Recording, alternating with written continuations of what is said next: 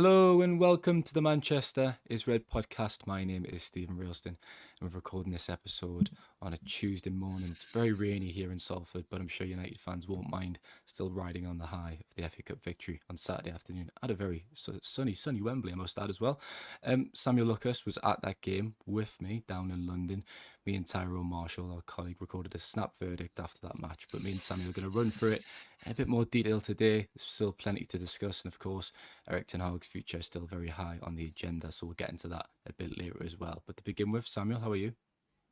Yeah, very well, thank you. Very well. It's been a reasonably busy few days, but very rewarding few days. It was as obviously there were four of us going down in the same car for the final, and it was I think it was a good day all round. Really, from our perspective, it's always beneficial if United win, and it was quite the occasion, quite the result, quite the performance, and there's a hell of a lot to pour through, of course. Say the only blemish from our perspective was the tube coming to a halt on the way out of Wembley. And I think I turned around, and which was quite a funny moment. I saw a City fan being sick on the platform, so that wasn't very pleasant. But maybe he just felt like that at the performance. Really had his team losing. A special afternoon. Samuel had described it as that when I was chatting to Tyrone for the snap verdict. It really was very Yeah. uplifting. We all kind of feared the worst for United going into that game. They had the underdog status, but they performed excellently. It was just a brilliant performance. I always thought that they'd at least make a fist of it. I think I said that in a couple of the previous podcasts, but the fact that they were odds of 8-1, 9-1 to win that final, that it gives you an indication of how unfancied they were. But they were excellent. It was just a perform. It was the best performance under Ten Hag by far, given the opposition, the occasion, what was at stake, and it was probably their best performance in years, really, for those very reasons as well. They really properly turned up. They were compact. They were intense. They managed that balance terrifically. They were without the ball. It was almost as if everyone was tethered. There was such a tight. I mean, City had to have a really bad day for United to win, but United had a great day. They were just so well organised. They the back four was coordinated perfectly by Varane on his last dance, by Martinez, who has been such a big loss this season. Uh, the days when Diogo Dalot was defensive liability, I think, are over now. I think that this season he's arguably become a better defensive fullback than an attacking fullback, and he's still got a hell of a lot to offer going forward. Sofian Amrabat had the game of his life. He until he was recalled for that Arsenal game, he was a dud of a signing, but he played his way into that FA Cup final 11. And he was terrific. I think that it was towards the end of the first half when he was going to press, but he was also beckoning a teammate forward as well. I thought that just really encapsulated how switched on United were, and City was switched off, but United still had to take their chances. And the winning goal is one of the best goals at the new Wembley Stadium.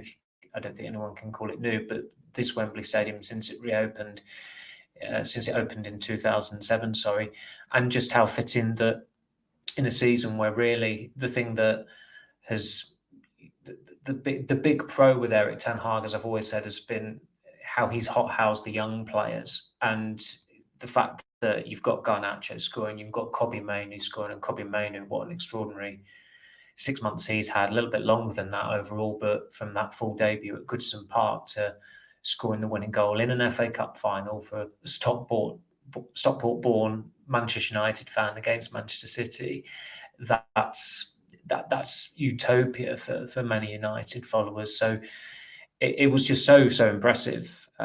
Everything about it, the game management from Ten Hag, the timing of his substitutions, their impact as well. How good Højlund was at taking the ball further up the pitch, winding down the clock. The only blemish from United's perspective was the goal that they conceded, which was another savable shot let in by Andre Onana, which is a pity, but it's moot because they won the FA Cup and they thoroughly deserved it. It was the sweetest FA Cup triumph United have had in nearly 30 years. You'd have to go back to Liverpool in '96, I think, to match that sheer satisfaction and euphoria at the final whistle. Was that Garnacho's 38 successive starters at 39. What's the exact figure? I It's can't remember. 38 or 39, I But think. yeah, Yeah, one of and the two. I argue that he actually deserved that goal purely because he just pushed his body to the absolute max this season. For a young player at 19 to make that many starts, he just keeps on running himself into the ground. There was obviously a huge stroke of luck with Guardiola kind of headering over Ortega. That was a massive mix up at the back there from City. But then Mainoo goes and scores. And I remember gasping when that goal went in, Samuel. Because I think at that point, 2-0 is quite a difficult scoreline to overturn in the cup final, regardless of who you play. And I think if you've got a bit of nous and know-how about you could probably see that out, even against a brilliant Manchester City team. But that goal, particularly Mainoo, Samuel, just a fantastic goal, as you said yourself. The execution from Fernandes was just incredible. To have the vision and then to execute it and pull it off was amazing. And then Mainoo's finish, it actually looked quite simple upon first glance when I was in the stadium. But when you watch it back on the replays, I think it's actually a really brilliant finish as well. What a goal that was. Well, I first wrote my piece that he started and finished it, and he did. I thought it was he who played the crossfield ball because it's the kind of pass you'd think Kobbie Mainoo would play, but he was the one who fed the ball to Marcus Rashford. And Rashford's ball was, I mean, you said at the time there was this admirable, admiring hush, almost like you on a golf course and someone had just pinged a perfect drive. And the way they work it from then on, and Wan-Bissaka plays a big part as well because his run opens up that space for Fernandes, and we were right in line with it because we were in the West press box. And when the ball came, I saw Fernandes. I thought he's got to pass the ball to Fernandes here because if he passed the ball to him, it's a chance, it's a clear shot, goal. And as soon as Fernandes hit it, I thought, oh, he's mishit it. He's mishit that quite badly. And then, of course, a split second later, it's just this. It's a brilliantly, deftly disguised pass to Mainoo, who shapes his body so quickly. He shows that sense of adventure to move from his own half into the penalty area, and it is, as you say, it's just a fabulously taken goal. His body shape is perfect. A lot of players, I imagine, at that point they would need to take a touch, and they might fluff their lines because it's a huge moment. Your team is 1-0 up in an FA Cup final. This is a chance to make it 2-0. But nothing surprises me with that lad. He's a generational talent. He's his development over the past 2 years, when he's certainly had that exposure to a wider audience, shall we say, from the Youth Cup run, has just been stratospheric. Even for a United-bred prodigy, he is just a terrific player. I mean, as I said to you last week after interviewing him, I think before I interviewed him, I'd never had a bad word to say about him, and after interviewing him, I don't think I'll ever have a bad word to say about him. He's got an infectious smile, just the way he embraces playing football and the way he conducts himself. It's everything about it is so admirable. And I was in the mix zone afterwards, which by and large was not particularly productive, but you did see we did get to see a lot of colour. And when he emerged with a bucket hat on, his Paul Smith shirt unbuttoned and his backpack on, he looked like a Mancunian schoolboy revelling on a day out in Blackpool or something like that. But that's why Manchester United supporters adore him, and I suspect after the European Championship, that adoration will extend nationwide because he is one of England's best players. He's one of the best players in England. He's one of the best English players, and he absolutely has to be in that starting 11 with Declan Rice and Jude Bellingham. That is the company he's about to keep, and he's fully deserving of it. I think Mainoo deserves to go somewhere better than Blackpool this summer on holiday, Samuel. That's not a slight on Blackpool, but maybe somewhere sunnier like Barbados or something like that. I don't mind Blackpool, but yeah. Somewhere, I think further the south. unbuttoned shirt and I think the borderline schoolboy attire. I thought you can't go too far afield if you're dressed like that. But yes, I'm sure he'll be enjoying himself somewhere beyond Blackpool. I think it was the first week of May 2022. It was 2 years ago, anyways, in May, that Garnacho and Mainoo played in that FA Youth Cup final against Nottingham Forest, and to follow their progression in the 2 years since, it's just been incredible. As you said, it's been a joy to follow, really, as a reporter, and I think it's incredibly fulfilling as a journalist to watch a young player at such a tender age and to follow them through and to see them go from the under-18s to the under-21s to the first team. And in Mainoo's example, he's performed in the manner all the way through. Like the player that I saw for the under-18s and the 21s, he's that player on the biggest stage in the Premier League and in the FA Cup final. To see him perform like that at Leigh Sports Village and then at Wembley, such a short period of time, I think is incredible. Such a breath of fresh air. We've sung his praises all season. We've waxed lyrical about him, and rightly so, because, as you said, he really is a special talent. But Garnacho as well, to give him his flowers, Samuel, as I just said before, them two players, they're really the future of Manchester United, aren't they? And I said it with Tyrone, I'm kind of repeating myself, but as a fan, when you look at those two players at Wembley on Saturday afternoon in the FA Cup final, scoring the goals, the future seems really bright. With those two players, they've got a chance of a bright future, and it's a case of supplementing the team and championing them for the next, hopefully, at least 10 years. And there'll be different challenges with Garnacho because of his background, because the fact that he was born in Madrid, and naturally, is he going to? You look at his talent, and of course, you can envisage him in the white of Real Madrid. But United have got him tied down on a long contract as it is, and hopefully he stays at United for many years to come. He's by Player of the Year for United, Garnacho. He's started an extraordinary number of games for a teenager. He has never got injured. He's never gone into hiding. He's scored in big games. He's created in big games. He's made things happen in big games. Even the Liverpool FA Cup quarter-final, he didn't have his best game, but he was involved in almost every goal that day, I think. And yes, his pass for Ahmad was not perfect, but he was leading the charge. He was leading that counter-attack, and he had the endurance to keep on going. And as his brother had said, he'd gone into the game with his hamstring a little bit sore, yet there he was 2 hours into an absolute slugfest, an absolute epic, creating the winning goal and a season, in many ways, a season-defining goal, because of course, United did come close at a couple of stages to going out of the FA Cup that day, and thus they'd have ended the season trophyless. Instead, it is a very different end to the season, and we know just from seeing the scenes and seeing the celebrations on Saturday what a difference it makes going into the summer on a high. And that's despite largely 9 months of negativity, of crisis after crisis, and 19 dreadful results, worst league finish in 34 years.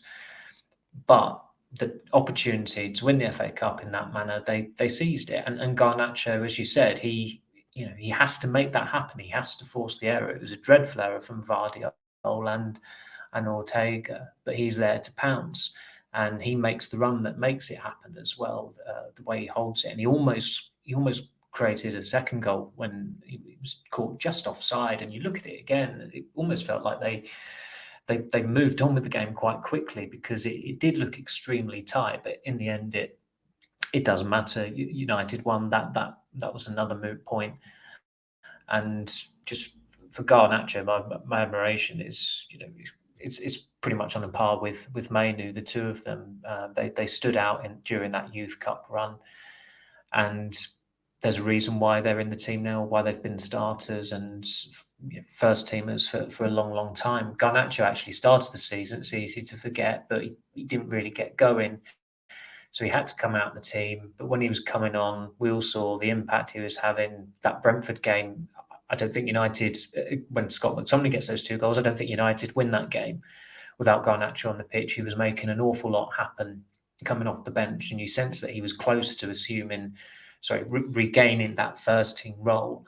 And since he got back in, I think it was against Newcastle in the League Cup, he, as we've said, he started every game. He's not looked back, and to have that mentality and that drive at such a young age is that's there is another generational talent they have there, and it's in United's interest to ensure that those two players stay at the club for a very, very long time. As I've said before, with United and contracts, I still think that by and large they need to be, when it comes to signings in particular, it should be a 4-year contract because you're keeping the players on their toes and all this nonsense about amortization, which they're trying to nip in the bud anyway because Chelsea were with their obscene 8-year contracts. It was a way of, it was almost as if there was a loophole there regarding profitability and sustainability rules.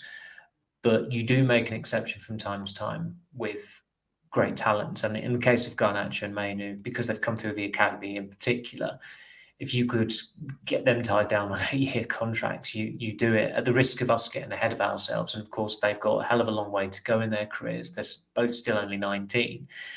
But the way things are going so far, and there will be bumps in the road as well, of course, but the way things are going so far, it looks very, very good for United to have those two in the team. And now they've got to ensure that they help them. They sign a midfielder who is going to benefit the team and benefit Kobbie Mainoo. They sign a forward who's going to ease that workload on Garnacho. Maybe sign another forward as well. Well, they'll need to. They'll need a striker and they'll need a forward.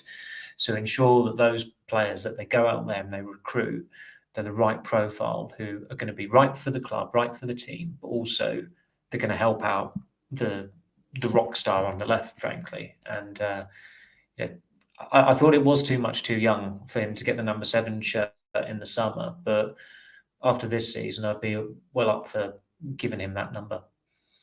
It's a good point you make about Garnacho starting off this season, because it was the Wolves game that I went with you in August, and I remember going into that and wanting to write a piece about him, but he was a bit disappointed. He was brought off in the second half, I think around the hour mark. But then to end the season like that in that fashion, brilliant. It just sums off is excellent. Yeah, really. Just to end this part then, Samuel. I mean, we discussed Ten Hag's tactics briefly at the start there, but he absolutely got it right, didn't he? The setup, the key decisions, the personnel, the approach, the space in between the lines was reduced. Usually you can park a bus in the midfield. We've seen that a lot this season. It's been incredibly frustrating, and Ten Hag just hasn't fixed it. But it was fixed against City. The pressing was very intelligent. That's been a big criticism of United this season. I think the pressing's been quite poor. But when City had the ball, I hate the word pressing triggers because it's quite hipster, isn't it? But there was clearly triggers that you could see when United would know when to press and attack as a unit. So, I mean, from the first whistle, United was so well set up from Ten Hag. Yeah, City was strangely standoffish. I thought they were just meandering along at times, and I know they've defended their celebrations after they won the title. When I saw those images, I thought that looks a bit excessive when you've got a huge game in a final against United on the Saturday. And City did look leggy, and I know they've had a long season. They've played a few more games more than United with the Club World Cup commitments and of course the Champions League, but they weren't particularly intense. I think the way they started the game, it was almost as if they were 2-0 or 3-0 up, and they were almost on autopilot at times. And United started them, of course, with that opportunity in the area where Ortega, who I think the notion of him maybe becoming a number 1 goalkeeper at City has gone out the window after his performance at the weekend. And Kovacic bailed him out of the tackle. But United, I think they had 4 players perched on the edge of the City area, ready to press. But it wasn't just pressing with abandon. It wasn't like we're going for it whilst you lot back there can, pick up the pieces if we get bypassed here. As I said, it looked like United were tethered. I thought McTominay was particularly key in that he was the glue between the midfield and the attack. And you go back to the Liverpool Cup game, that wasn't the case. He was gung-ho, and the ends justified the means that day because United won. But that game also featured probably the best or the worst example, depending on how you look at it, of the space the chasm, the Grand Canyon, as Ty called it, between the defence and the attack. And that absolutely wasn't the case at the weekend because they were a lot more organised. And I think it's partly a mentality shift because they knew that this was a salvage operation. The season was riding on this to extract some success from it. So I think mentally you're a bit more switched on. And of course they had Martinez back, which was a huge help. And they had Varane next to Martinez. And it always had to be those two at centre-back because they were, in Varane's case, the best central defensive pairing available. And I think I said before, going into the game, that although City were firm favourites, and understandably so. Looking at the likely starters for United, if you looked at Onana, Varane, Martinez, Dalot, Garnacho, Mainoo, Fernandes, you look at those players individually and you think, if you're a United fan, you think, I'm glad he's on my team. I'm glad he's out there for us. And I'd have extended that to Casemiro as well. But of course, he withdrew at the 11th hour. And then the other players, I mean, McTominay's got a good mentality anyway, because he's still a Manchester United player all these years later, having been a bit of an ugly duckling in the youth team. But you look at Wan-Bissaka, who I thought was really good again at the weekend at Wembley. He's got a very good hit rate at the National Stadium. He's never going to play there for England, but when he gets his chance to play there for United, he's done very well, whether it's against some Maxman, Mitoma. I thought he was the best United player in the final last season. He was very good against Jeremy Doku, who was City's best player, and Doku's goal was through no fault of Wan-Bissaka's at all. But Doku certainly energised City. He gave them a shot in the arm, but I thought Wan-Bissaka did very well against him in that duel. And as I said earlier, Amrabat had the game of his life in midfield. He was a real leader out there. And with Amrabat, the way he's played recently, it does raise the question as to why he wasn't getting those opportunities when Casemiro was playing in defence until the Arsenal game, that is, or a little bit earlier in the season or earlier in the year. When Johnny Evans stopped to speak to us afterwards, he said that United had in recent weeks shifted to a deeper defensive setup and relying on the counter-attack, which long-term is, in a way, it's an admission of defeat, because Ten Hag wasn't hired to play that way. But when push comes to shove and there are big things riding on it, if it's going to get you over the line, you revert to that. And Johnny Evans said that the way City played kind of forces you to play that way anyway. So in a strange way, City played into United's hands, but City always play that way. City just didn't count on United, one being organised and two being clinical, which are two things they haven't been very often this season. But when it mattered most, as far as silverware was concerned, they got it right. We'll leave it there for part one. We'll be back in a moment for part two.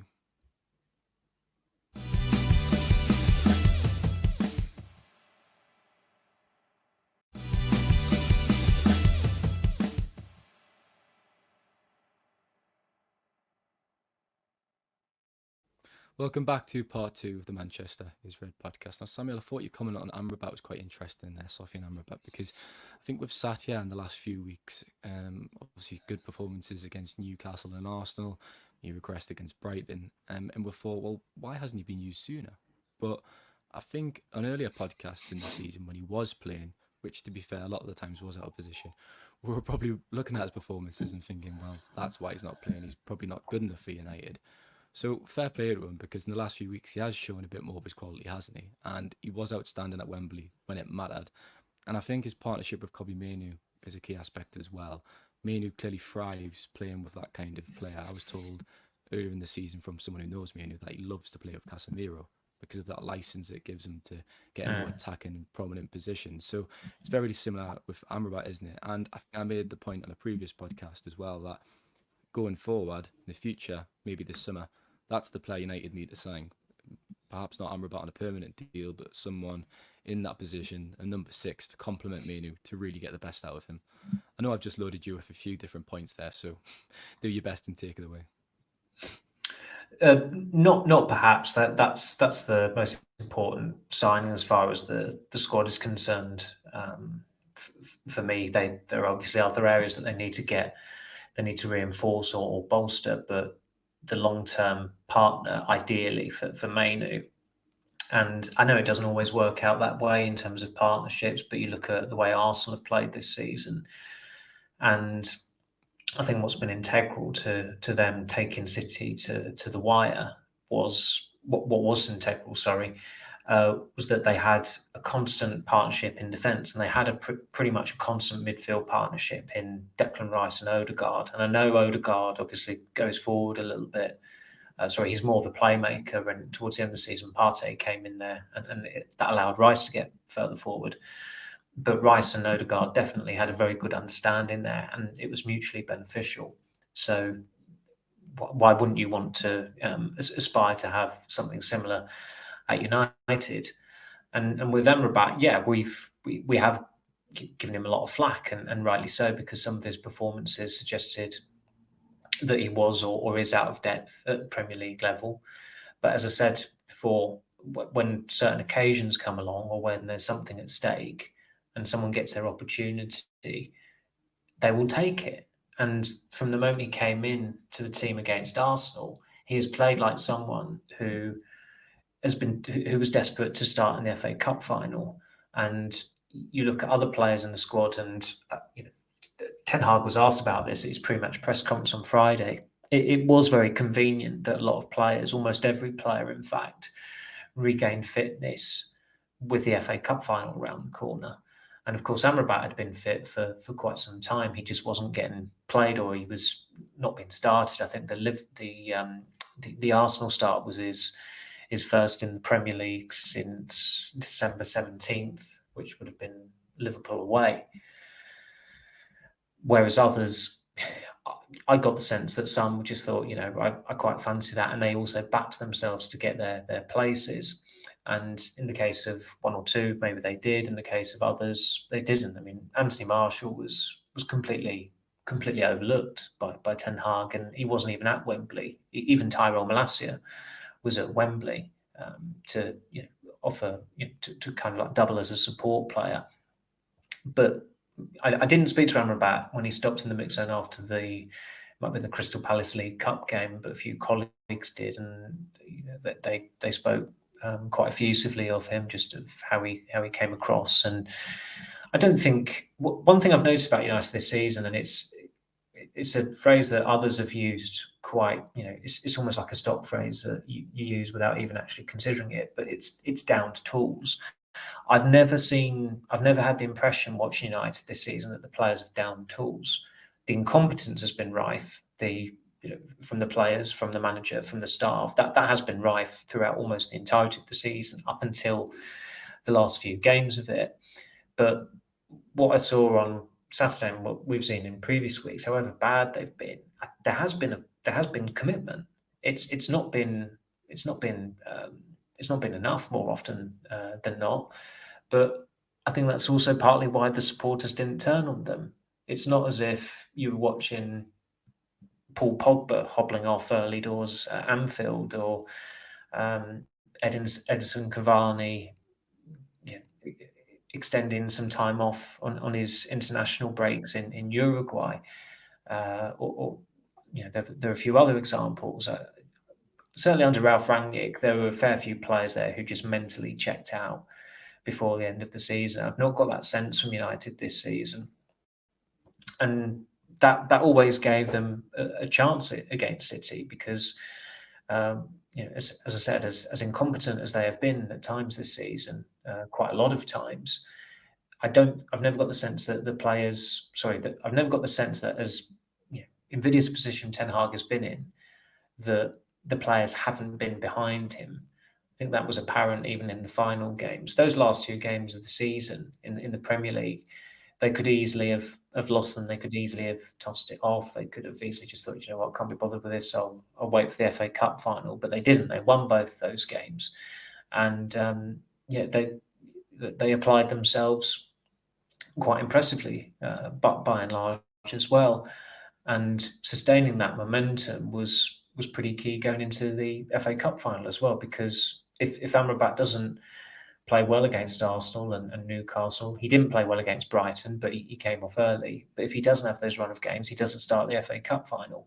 And of course, tactically, going with the false nine, that was mainly because of how well it worked against Newcastle and to a lesser extent Brighton, but they still won both those matches. So it just goes to show that even when a league season is pretty much a write-off, and you're destined to be consigned to qualifying outside the European places, it still has merit to give it your all ahead of a cup final.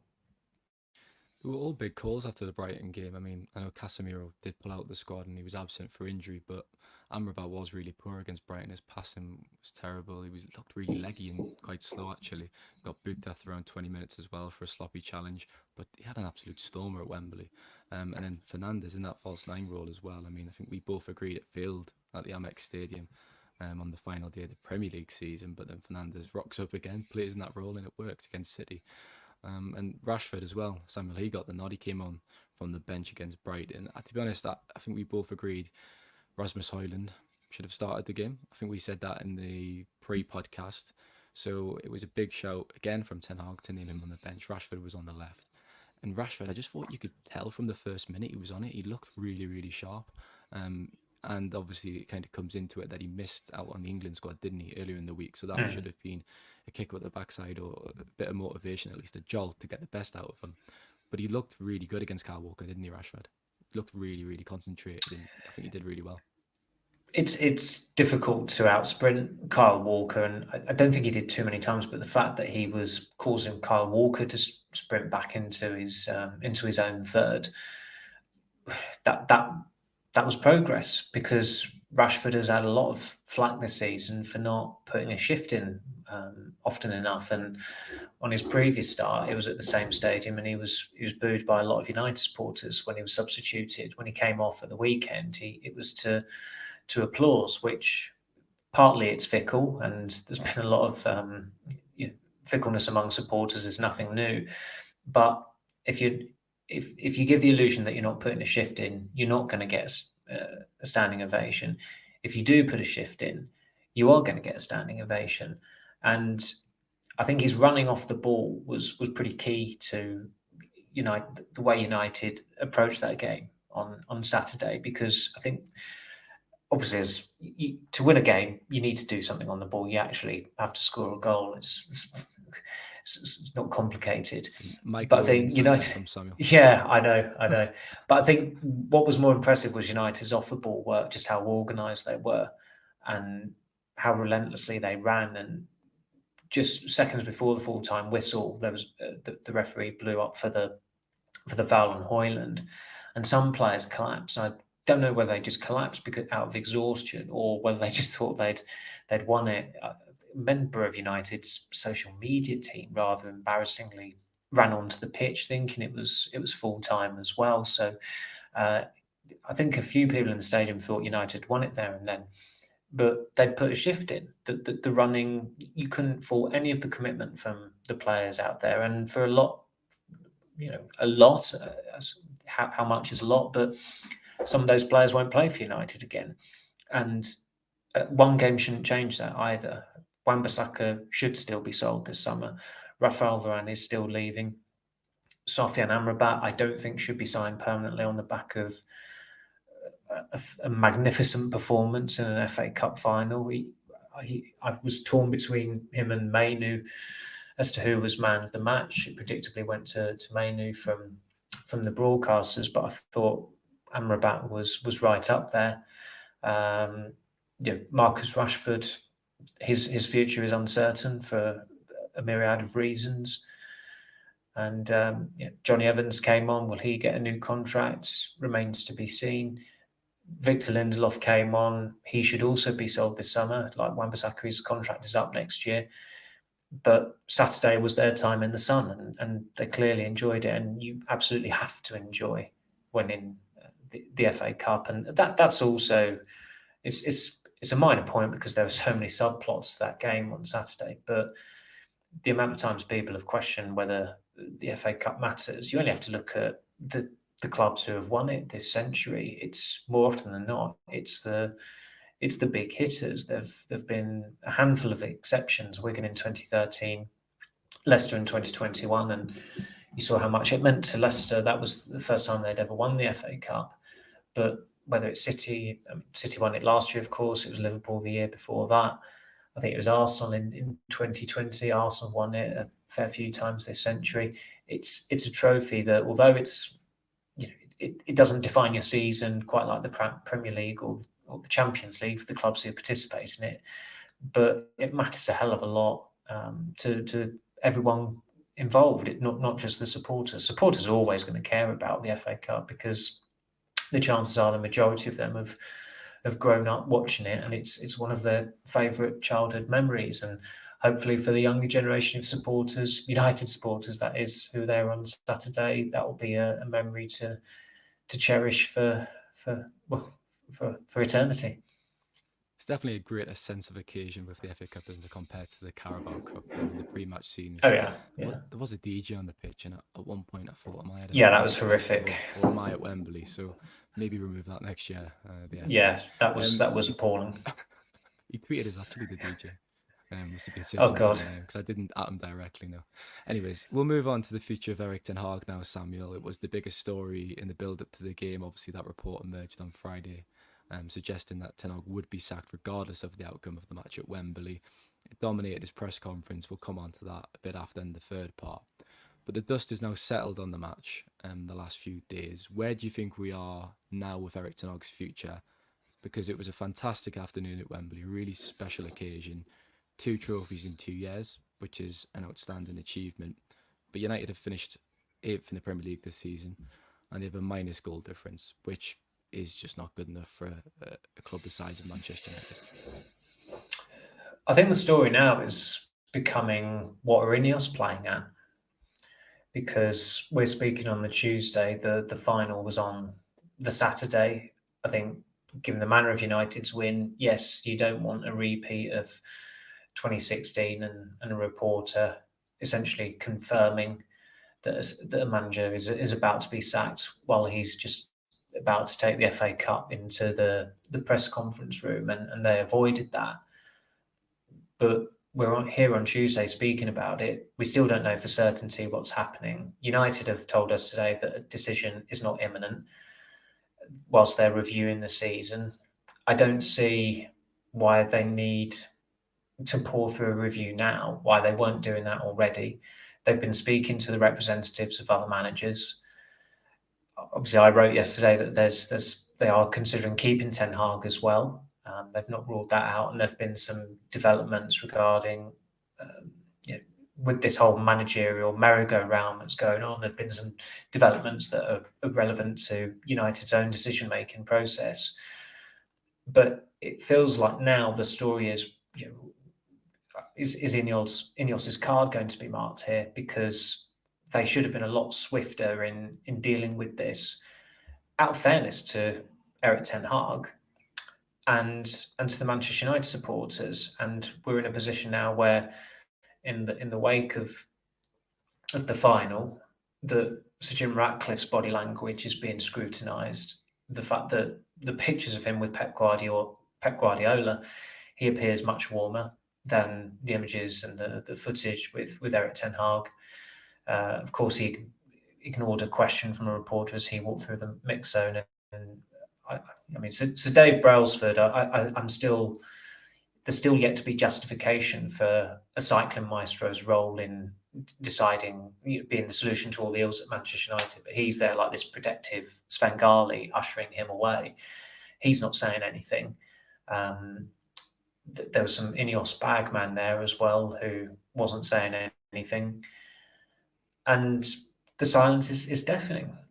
I don't see why they need all this time to come to a conclusion. The evidence was compiled and stored quite some time ago. They really should have had their. I mean, they've tried to have their ducks lined up. But as I said, they've touched base with potential replacements for Ten Hag, and if they were to keep him because of fan sentiment, because of the emotion of beating Manchester City in the FA Cup final, that would be, in my opinion, that would be another red flag as to whether they're up to it in terms of running the football club, because you have to take emotion out of it with these decisions. And whenever the decision is communicated or announced, it is still going to raise quite a lot of questions, and I'm not necessarily sure that United will be able to answer all of them. And it's going to raise a lot of questions, whatever the decision is, whether they keep him or whether they change manager. The new ownership must be given the benefit of the doubt, of course, but this is such a huge decision that it is really going to set the tone for their time owning the club, isn't it? I think it's interesting you talked about that emotion of winning the FA Cup. I was down on Wembley way before the game, kind of chatting to fans, engaging their views. And I think it was still 50-50 really on Ten Hag's future. The MEN has now conducted a survey in the aftermath of that game, and yesterday, I've not checked the latest data, but there was over 10,000 responses. 78% of people said they wanted Ten Hag to stay. 13% said they wanted him to go, and 9% said they're undecided, and it's still in the balance. And I think the important context to that, Samuel, is we did this because they've won the FA Cup. Well, no, this is even better. We did a survey very similar after the 4-0 hammering against Crystal Palace, and we asked fans if they wanted Ten Hag to stay then, and only 39% of fans said they wanted them to stay then. So I think there's 3 weeks between those two games, and that number is doubled, which just shows you the emotion coming into fan thinking. And fans should always be considered, and they will always have their views heard. But a decision of this size, it has to be calculated, and it has to be emotionless, doesn't it? And that's what surely Ratcliffe is hiring these leading brains in the club to do. It's why it's not a good idea for football supporters to run a football club, because you're so emotionally attached, and you do need someone who's objective, who can look at the bigger picture. And some fans have said in defence of Ten Hag, look at the bigger picture, where you can look at an even bigger picture. However way, whatever side of the fence you sit on regarding the manager. And of course, as we discussed in the car going down, obviously where there's a general election coming up in the UK, and it's coinciding with the European Championship, there have been some features on the 1970 general election, which took place a few days after England went out of the World Cup to West Germany in the quarterfinals. And Howard Wilson was surprisingly ousted from Downing Street and replaced by Ted Heath, because and one of the theories was that the nation was downbeat after England, who were the holders at the time, had gone out of the World Cup. So it was reflected in the polling stations as well. So it's strange how it works. It's also logical because, of course, as I said, emotion does come into it. And when United have just, not only did they win, but they won impressively against City. They, as I said, we've just gone through in reasonable detail how tactically astute they were. We both thought that they should start with Højlund. Ten Hag said, no, we're going with the false nine. He was right, we were wrong. No problem acknowledging that whatsoever. That's why he's the Manchester United manager and we're not. And he's shown his track record that he is a good manager. He was a good manager at Ajax. He was a good manager last season. This season, he's not lived up to expectations, but at the death, he defeated Pep Guardiola, and there are very few coaches who've done that in finals. I think Jose Mourinho obviously did it with Real Madrid. Thomas Tuchel did it with Chelsea a few years ago in the Champions League final. But very few coaches do it. So Ten Hag is part of that rather elite pantheon. I've given my opinion on what should happen with the manager, and I've not changed after the weekend. I think that if he were to go, it's a great way to go out. He'll get his payoff. He would get a good job elsewhere. I certainly think that Bayern Munich should be trying to get Ten Hag in. He's a far more suitable replacement for Tuchel than Vincent Kompany. I think Ten Hag would make infinite sense there. Given that he grew up near the German border. He's worked at the club before. He's got big club experience at Ajax and Manchester United, and he'd be inheriting better players. And he's just seen off Guardiola in the FA Cup final as well.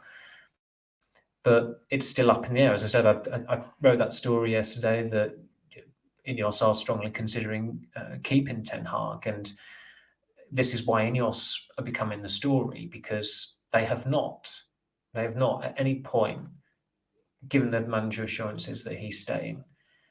And that's why a lot of people, a lot of external sources who have interest in what's going on at Manchester United have expected him to be sacked.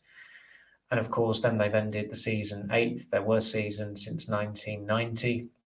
As far as the Premier League is concerned, they finished bottom of their Champions League group. And beyond that, with recruitment, his most expensive signings didn't start the FA Cup final. Anthony was never going to start. Højlund didn't start, which was obviously a tactical decision. It worked, but you've got a £72 million striker and you decide not to start him. It's a big call. I think it's safe to assume that if Casemiro, who was on the team sheet until it was changed at the last minute, if he was fit, he was on the bench. He cost 70 million, or that deal was 70 million. Højlund was 72 million. Anthony was 86.3 million. And I think whatever, Ten Hag has offered a lot of context for their problems this season. It's mainly boiled down to a couple of things, mainly injuries and not having the right players available. But he's spoken about they don't have good enough squad depth. Well, that's on him, because they have signed a lot of players under him, and they've spent more than £400 million on players as well. And they've spent it badly more often than not. Johnny Evans and Alejandro Mason Mount, 55 rising at 60, 55 rising to 60. He was never going to start that game either. So you can always spin something in one way or the other. I think you have to look at everything, and whatever Ten Hag says, you take on his point. You think, okay, but there's a comeback, and it always comes back to his decision or his decision making. In terms of the injuries they've had this season, his training sessions, multiple people who are close to the players have said his training sessions have contributed to some of the injuries. He didn't bring a fitness coach with him, which again is another theory as to why United have struggled for injuries this season. And yes, they've had injury crises galore dating back to Ferguson, and I did a long piece on why, if anything, that piece on United's injury woe, Ten Hag came out of it better than most, because it's a historic problem and it's a consequence of the club standing still. And yet still, I mean, Jose Mourinho wasn't a big fan of those GPS trackers that players wear, and I don't think United were using them. And he's more old school. He wants players to play through the pain barrier. Yet even he brought a fitness coach with him when he joined United in 2016, and Ten Hag didn't do that. In hindsight, was that a mistake? The recruitment we've spoken about, chapter and verse. I think for me, on the body of evidence, I think he fails on all of them, all the key areas, essentially, apart from youngsters and trophies, which is a big. They are two huge pros in his favour. 2 trophies in 2 seasons is really good going. And he can, if he is to leave, he can leave with his head held high because of winning the FA Cup and because of the manner of it and because of the team they beat as well. And he's bestowed United a hell of an academy legacy there with Garnacho and Mainoo. At Ajax, it was Frenkie de Jong and Matthijs de Ligt. He's got 2 more now. So that's why, I think if he was to leave, he would merit a very good job elsewhere. And that's why I think that Bayern Munich would have been a really good choice for him, despite the league season, the Champions League season that he's just presided over at United. And that's another thing as well, his Champions League record. And of course, United won't be in that next season, but his Champions League record in 5 seasons with United and Ajax, his teams have gone out of the group stage on 3 occasions. If Manchester United when Manchester United get back in the Champions League, it's not just they can't just be in it. They've got to try and do something in it, because they've not done anything in it since they pretty much got to the final in 2011. They've had a couple of stirring results under David Moyes and Ole Gunnar Solskjaer, but their Champions League record is embarrassing. What Mourinho said about football heritage 6 years ago, he got a lot of flack then, but he was right. Real Madrid, if they win the European Cup this weekend, they've won 5 times as many European Cups as Manchester United. Manchester United, until recently, touted themselves as the biggest club in the world. They're not. Real Madrid are, because Real Madrid have 15 European Cups. And that also has to come into the thinking. You need a coach who's got that pedigree at Champions League level, and bar one anomalous season in it with Ajax, which was a fabulous season, getting past Real Madrid and Juventus, being so close to the final, deserving a place in the final, arguably. Ten Hag hasn't. Ten Hag, his track record isn't good enough, and United had a very, it wasn't a gimme of a group that they were drawn in this season. I think we all knew that there were going to be some atmospheric away games there, but it was certainly a group that they should have been progressing from, and they didn't. They didn't even qualify for the Europa League after it. I mean, you can have this debate could literally go on all day long with supporters on either side of the fence. There are going to be a lot who want Ten Hag to stay, and it will be their emotions playing at them because United have just beaten Manchester City in an FA Cup final. But as I said, I offered my views on the manager situation some time ago, and as we discussed earlier, we were pleased that United won because it makes life a hell of a lot easier for us. But we are also duty bound to do our jobs, and as some of the pundits were at the weekend, who got not weirdly because fans are fans, but they got some flack for their line of questioning, and some colleagues got flack for their line of questioning in the press conference afterwards, which obviously you were in. I was in the mix zone. We'll come on to that. I wanted to mention it, but that will be it for part 2. We'll be back in a moment. Just end the podcast with part 3.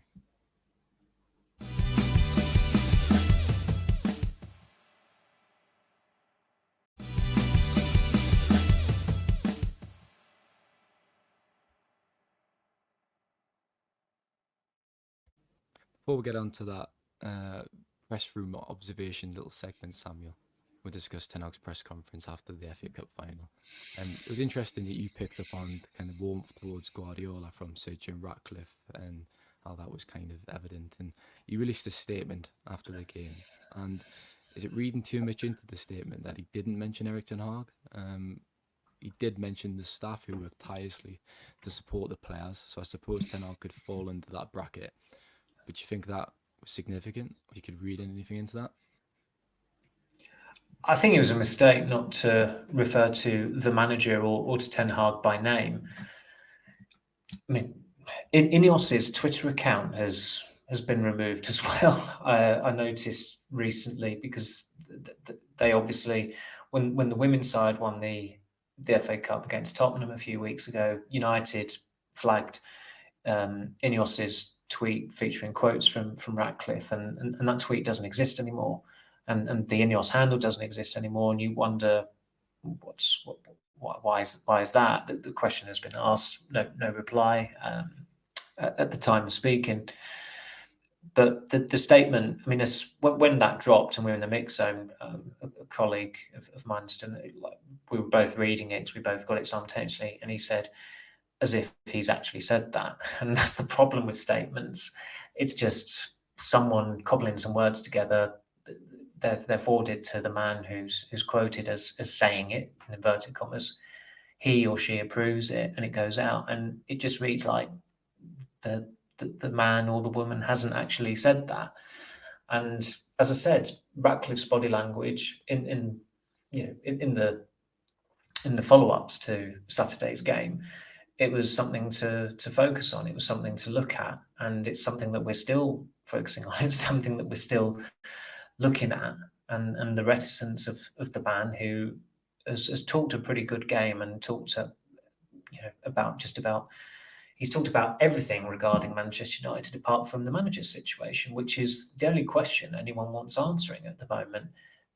It was quite telling as well that sat adjacent to him in the royal box was Paddy Harverson of I think it's Millhouse Partners, who are the PR firm who worked with Ineos during their bidding process. He was the first director of comms at United, and at the moment, as I said earlier, the silence is deafening. And of course, when it came to the press conference you were in, and I watched it later on, almost every question, completely understandably, completely logically, is centered on Ten Hag's future. And Ten Hag has not been consistent with his answers.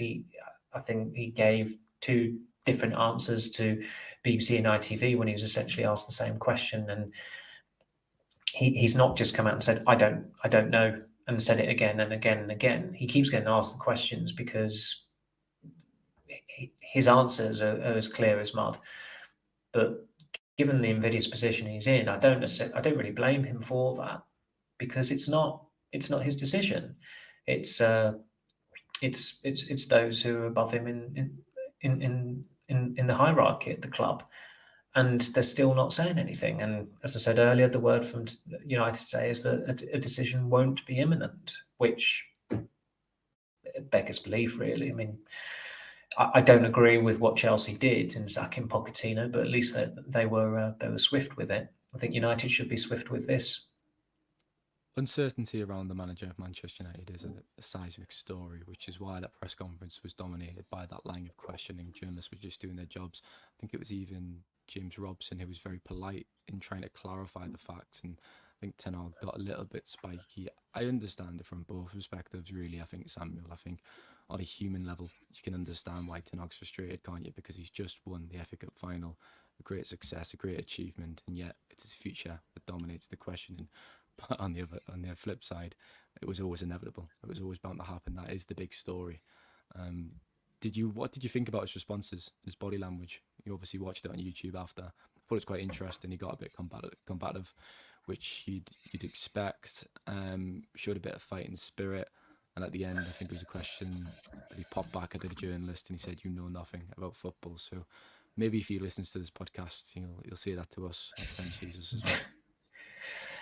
Yeah, I don't think that was the best of responses from him, because a lot of United fans, whether he likes it or not, still think he should go. Are you going to say that United fans don't know anything about football as well?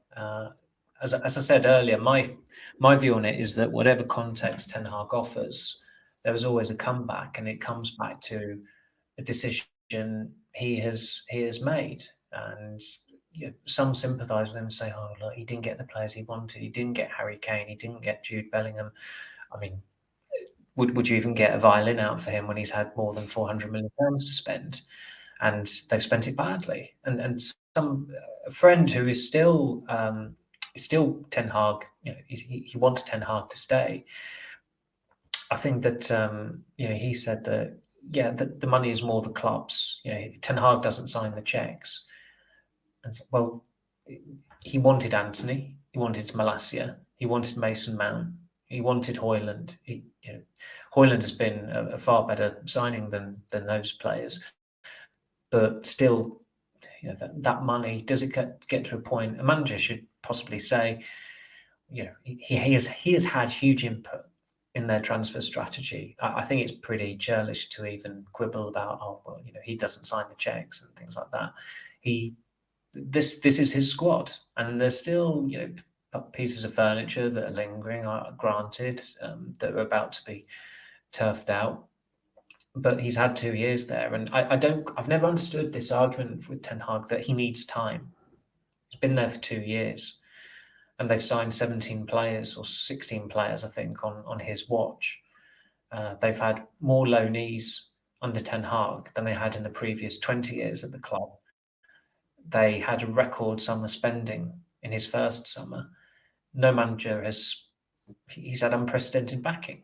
And Ten Hag has said that himself, Samuel. He said himself that he sets certain requirements to work at a club, and that implies with transfers. It was a reference to a question about transfers. So his fingerprints are all over that squad. You've just listed the players. Yeah, that is his squad. That is his team. He's responsible for that, and he spent over 400 million.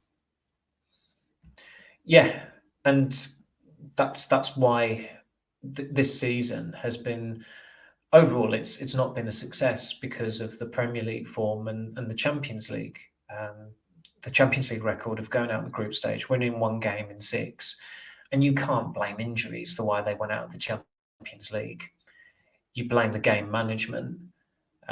Those 3 games that really cost them were Galatasaray home and away and Copenhagen away, and in all 3 they were in winning positions, and they threw it away in all 3, pretty spectacularly in different ways, and that's on the manager. I mean, I remember Rich at the time when at half-time of the Copenhagen away game, he criticised United's game management, and someone, might have been a former colleague, said, what was wrong with it? And as Rich said, well, they conceded 2 goals right at the end of the half and went from 2-0 up to 2-2. That's game management, and it's not good game management. And so, I mean, you can't. There are very few who have the privilege of sitting in a room with Ten Hag for an hour on the record and can just converse and put points to him over those things. There are some supportive conduits in the media who he's had time with and who will give him an easy ride. But the Champions League campaign is something that's not been mentioned recently because they went out of the Champions League back in December, but the injuries did not contribute to them going out of the Champions League. The Copenhagen away game, they started with Maguire and Evans, and they had Varane on the bench. I think Lindelof might have been on the bench as well that day. I'm not too sure. So the defence has been depleted for large portions of the season. And yes, Martinez only started one game in the Champions League group stage, and he clearly wasn't right against Bayern Munich, and they had a lot of players missing in that game. But they went down with a fight that night, even though something like 10 players were absent. And then when it comes to the league form, 14 defeats is a huge amount. And when he talks about we didn't have the players, but then he said ahead of the FA Cup final, he said this repeatedly, we need more than 11 players. So he's not just so when it suits him, he'll refer to his best 11, whatever that may be. When it doesn't suit him, he'll lament those key absences. The attack has not really been depleted that much this season. They've not had. Højlund has had a couple of layoffs where, obviously they've lacked a focal point, and certainly his absence for that Fulham game had dire ramifications in February because they're on a very good winning run at that point. And then when you talk about the defensive injuries, yes, the defence, some of the back fours they fielded have been, he would never have dreamt of playing those back fours. But then why not play Amrabat more often as a defensive shield when Casemiro was playing back there? Why not seek a solution in midfield? Why not withdraw deeper? I think Gary Neville asked him that question. Did he consider playing deeper, more defensively? And I get why he was resistant or reluctant to do that. And eventually, it just they made that transition, and it was successful towards the end of the season when it mattered. And it led to that salvage operation in the FA Cup final. But it was our colleague playing devil's advocate. We didn't say this on the car coming home, but he said that essentially they're playing like Solskjaer's team, sitting deep, hitting City on the counter-attack. They won the way Solskjaer did. And if Man United beat Man City, their supporters aren't going to care how they do it. There only seems to have been one manager at United in recent years, whenever they've won a game, that supporters seem to have had a moan about the way they've gone about it, or some supporters have, and that was Mourinho. And it's turned out that he's been, so far, the most successful United manager post-Ferguson.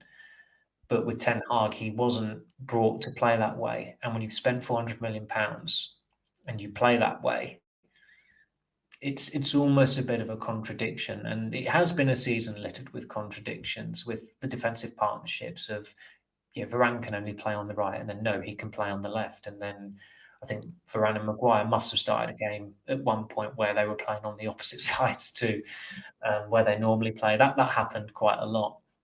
So there's so much you can pore over, and you can come out with a verdict that says, yes, he should stay for this reason, that reason, the other reason, because he has won 2 trophies. He's done brilliant work with 2 generational talents in Mainoo and Garnacho. They had a good first season.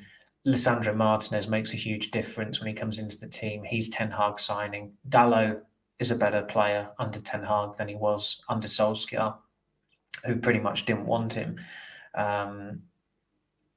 Højlund, there is potential there for him as a good goal scorer for United.